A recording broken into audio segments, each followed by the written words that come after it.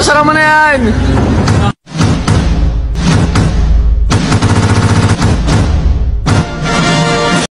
A few moments later. Ride and watch hentai all the time with my soul is tormented by a succubus. Calling sis, pencil dripping from the way I spit. Feeling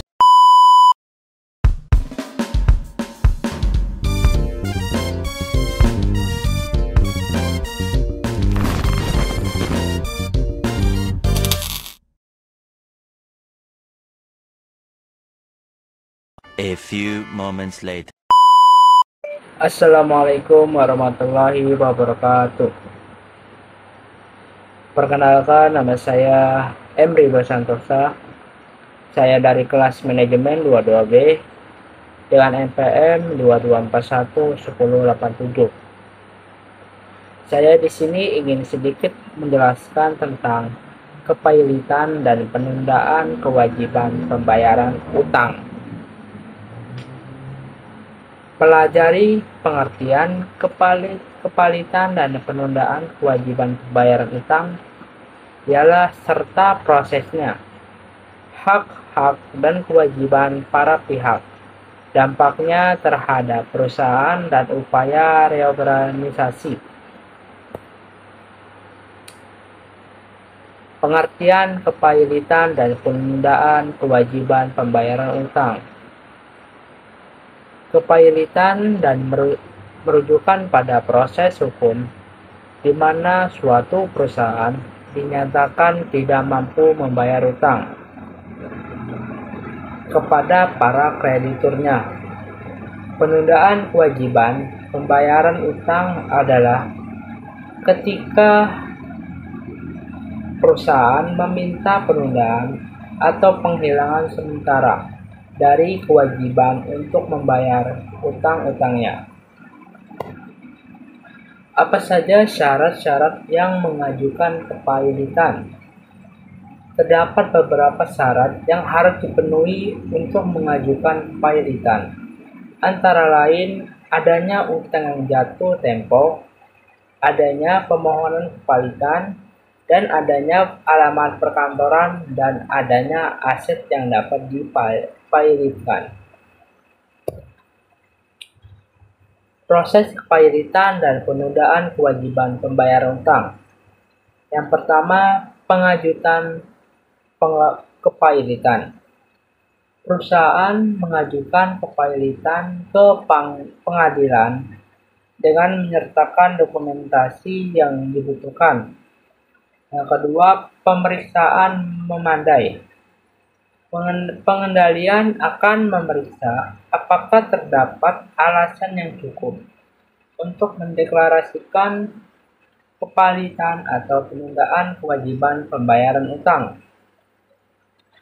Yang ketiga, kepailitan atau penundaan dinyatakan jika pengendalian menyetujui permohonan. Kepailitan atau penundaan kewajiban pembayaran utang akan dinyatakan lunas. Apa saja hak-hak dan kewajiban para pihak? Yang pertama, pihak pemain utama. Pemain utama dalam proses kepailitan adalah perusahaan, kreditur, dan pengendalian, masing-masing dengan hak dan kewajiban mereka.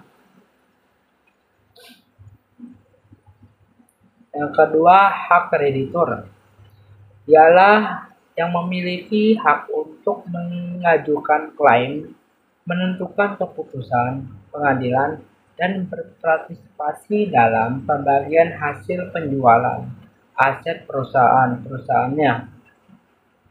Yang ketiga, kewajiban perusahaan. Perusahaan yang mengajukan kepailitan memiliki kewajiban untuk mengungkapkan semua aset dan utang-utangnya kepada pengendalian dan kreditur. Masa tunda bayar dan penundaan kewajiban pembayaran utang. Yang pertama, masa tunda bayar.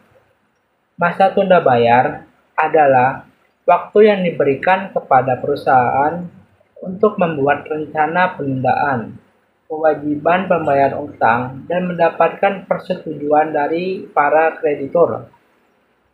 Yang kedua, penundaan kewajiban pembayaran utang.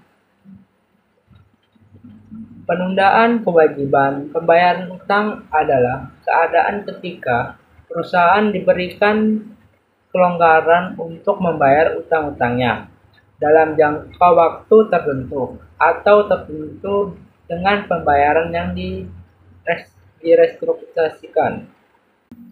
Apa saja dampak kepahitian dan penundaan kewajiban pembayaran utang terhadap perusahaan? Dampak negatifnya ialah kehilangan kepercayaan investor dan pelanggan. Penghentian operasional sementara atau permanen, pemutusan hubungan kerja dengan karyawan-karyawannya. Dampak positifnya ialah kelonggaran pembayaran utang, kesempatan memulihkan kondisi keuangannya, dan pengembalian sebagai perusahaan yang lebih kuat dan berkelanjutan. Apa upaya reorganisasi untuk menghindari kepailitan? Pertama, tim pemulihan.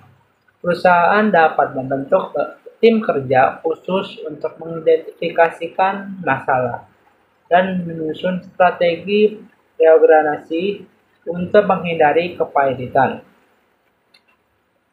Yang kedua, penyusunan ulang utang. Perusahaan dapat bernegosiasi untuk kreditur supaya menyusun ulang persyaratan pembayaran utang agar lebih sesuai dengan kondisi keuangan yang ada. Yang ketiga, pencarian alternatif pendanaan.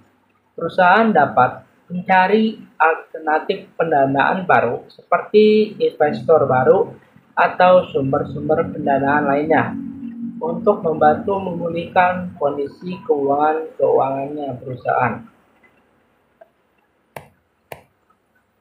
Oke, segitu saja yang bisa saya jelaskan. Saya akhiri.